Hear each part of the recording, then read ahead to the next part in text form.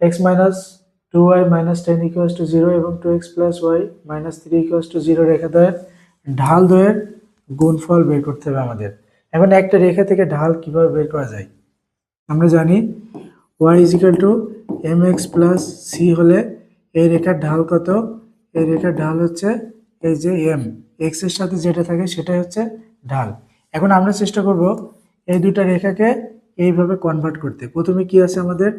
x minus 2y minus 10 equals to 0, বা এটাকে আমরা যদি করে নিই 2y is equal two x minus 10, বা y ইজ ইকুয়াল টু এই পাশে যদি 2 দিয়ে গুণ করি 10/2, তাহলে এখানে আমরা একটা কনভার্ট করে নিলাম। আরেকটা কি আছে? 2x plus y minus 3 equals to 0, বা y ইজ ইকুয়াল টু কত?